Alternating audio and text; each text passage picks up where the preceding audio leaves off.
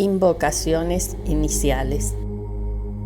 Saludo a esta realidad Sat, en la que todos los seres animados e inanimados se manifiestan como si tuvieran una existencia independiente. Permanecen durante unos instantes y desaparecen para siempre. Me inclino ante esta conciencia, Chit, que toma la triple forma de conocedor, conocimiento y conocido, desdoblándose como el que ve, la visión y lo visto, y transformándose en el actor, lo hecho y la acción. Rindo culto a esta felicidad absoluta, Ananda, que es la vida de todos los seres, cuya dichosa manifestación emana del que contempla la espuma de este océano de felicidad. Sat, Chit y Ananda son los tres aspectos esenciales de Brahman: la existencia, la conciencia y la felicidad absoluta. A ellas recurre el anónimo redactor del Yoga Vashista, como es tradicional en el inicio de todo sutra.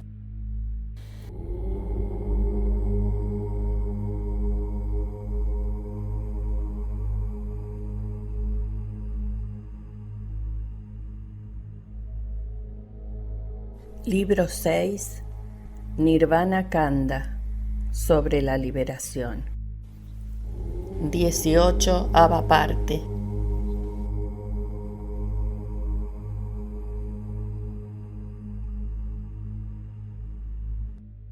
El funcionamiento de la mente, cuerpo sutil o Puryastaka. El sentimiento del ego o ahankara, que es la base de la mente, surge precisamente en el momento en que la conciencia toma conciencia de sí misma, en su interior.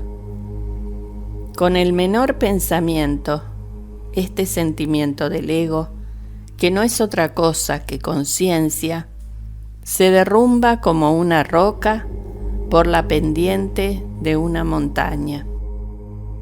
Sin embargo, incluso en ese momento, ese sentimiento del ego solo es conciencia, que es la realidad de todas las formas y todas las experiencias.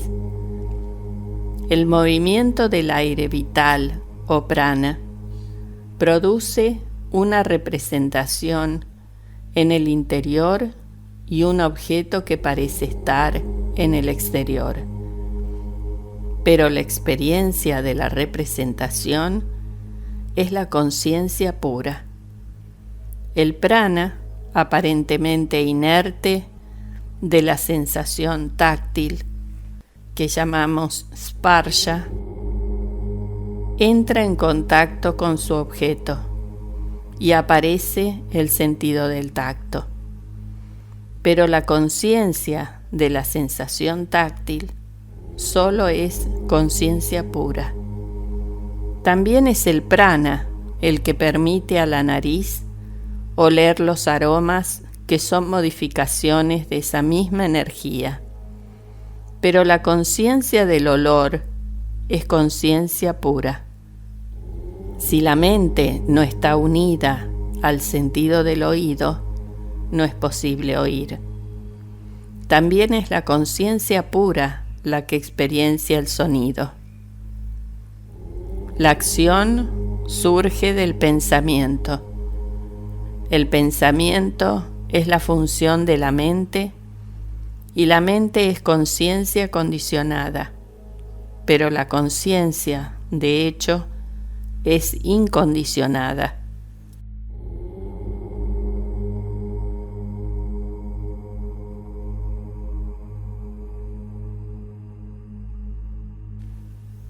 El universo solo es una representación en la conciencia, como una imagen que se refleja en una bola de cristal.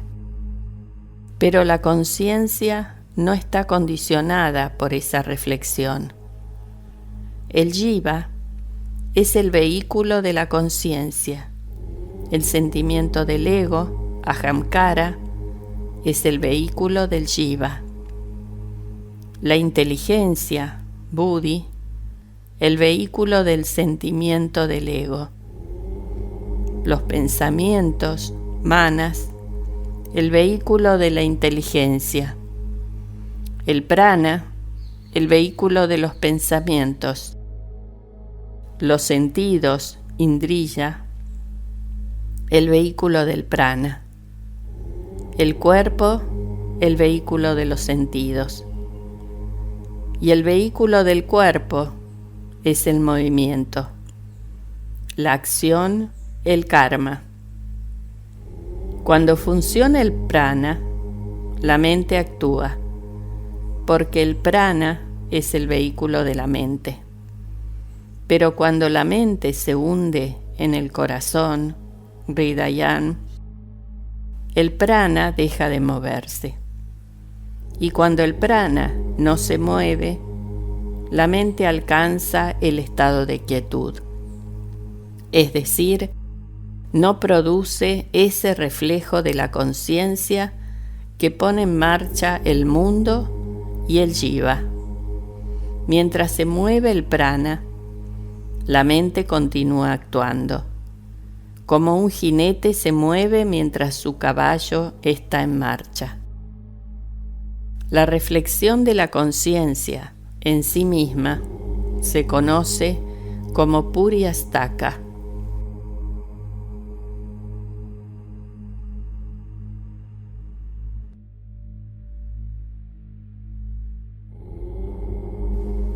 La mente solo es Puriyastaka, aunque otras escuelas prefieren describirla como el conjunto de los 5 elementos, el órgano interno, manas, buddhi, ahamkara y chitta.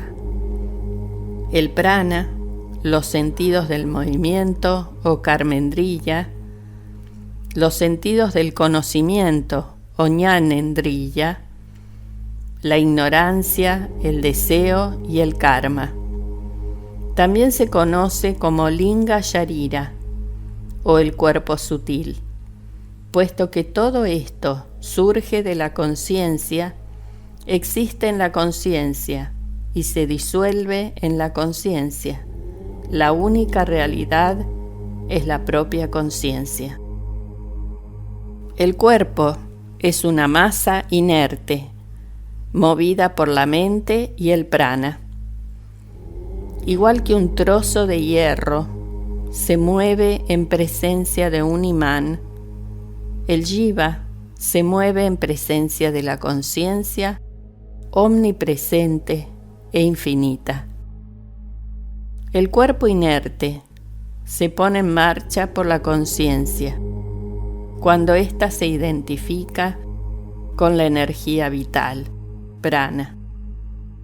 Este ser activo o Paramatma es el que conserva al cuerpo en movimiento. Pero quien ha imaginado a la mente y al prana como agentes de la vida en el cuerpo es la conciencia, el ser supremo. Cuando esta limitación se ha producido, las otras la siguen sin tardanza, como una enfermedad psicosomática e inevitable, como las olas que comienzan a rizar la superficie del océano, crecen y crecen hasta convertirse en grandes y terribles tempestades.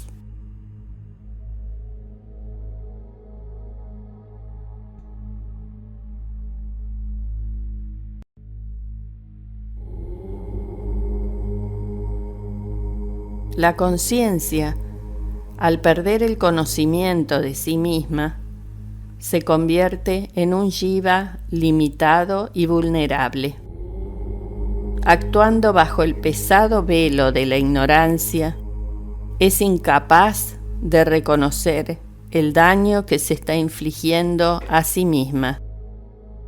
Como un borracho que maneja una espada, se hiere a sí mismo sin poder evitarlo. Pero la conciencia puede recuperar el autoconocimiento, como el borracho puede volver a estar sobrio si deja de tomar el líquido que lo intoxica. Cuando la mente pierde su soporte, que es el sentimiento del ego, permanece en el ser. Cuando el Puriastaka, el cuerpo sutil en su conjunto, se despoja de sus soportes, alcanza el estado de quietud y queda inmóvil. Cuando la conciencia, a causa de su objetivación, se confunde y engaña a sí misma, las vásanas o condicionamientos mentales operan a su antojo. La conciencia olvida su naturaleza esencial al identificarse con ellas. Cuando el loto del corazón se abre, la mente o Puriastaka se pone en funcionamiento. Cuando ese loto se cierra, el cuerpo sutil o Puriastaka deja de funcionar. El cuerpo vive mientras Puriastaka funciona.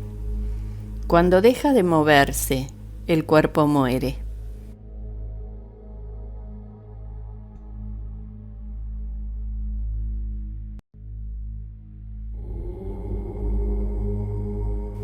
Dicho de otro modo, cuando Puriastaka deja de funcionar, el cuerpo muere y la mente busca otra envoltura para llenarla de tendencias ocultas con las que forja nuevos eslabones que le permitan seguir olvidando su naturaleza de conciencia pura.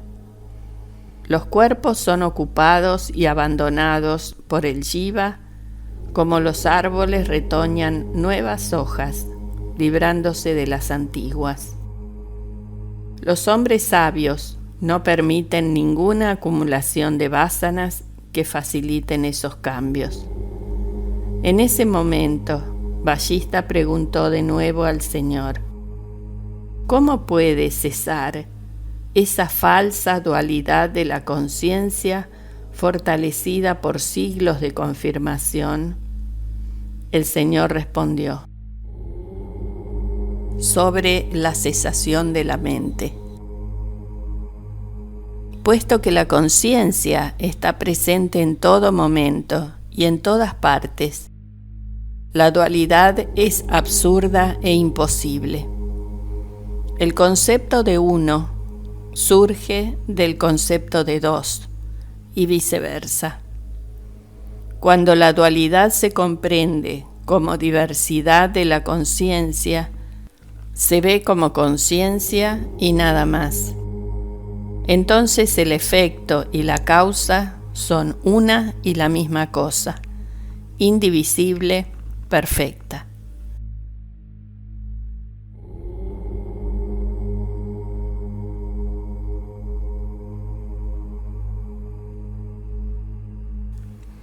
Puesto que la conciencia es su propio objeto, no deja de ser conciencia en ningún momento. Sus modificaciones son pensamientos vacíos de sentido. Decir que hay olas sobre la superficie del océano es como decir que montañas de agua flotan sobre el mar. Pero, ¿qué son las olas separadas del océano? ¿O qué son los pensamientos separados de la conciencia? Solo la conciencia es eso, yo y lo que hay entre ambos, es decir, el factor que percibe la diferencia entre eso y yo. La conciencia infinita, que es una, se percibe diversa y plural, como Brahman, la verdad, Shiva, el vacío, el Ser Supremo, uno y sin segundo. Lo que está más allá de todas estas formas y estados de conciencia, el Ser Supremo que significamos con el puro yo, no tiene palabras para ser descrito.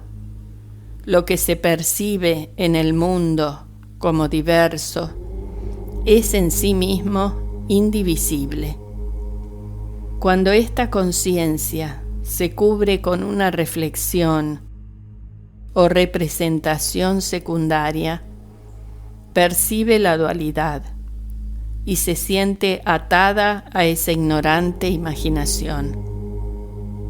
Esta fantasía provoca la sustancialidad de los objetos y la experiencia del mundo objetivo confirma la realidad de esos objetos.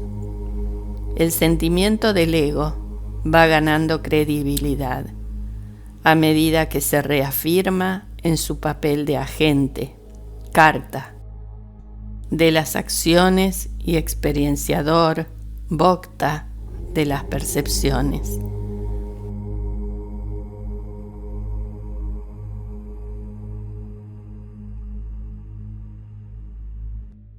Continuará en el próximo video.